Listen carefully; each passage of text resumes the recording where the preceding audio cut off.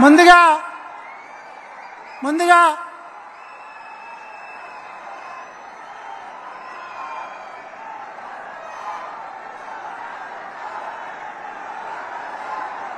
నరేంద్ర మోడీ గారి నాయకత్వం వర్ధిల్లాలి నరేంద్ర మోడీ గారి నాయకత్వం. ముందుగా మహిళా సాధికారత కోసం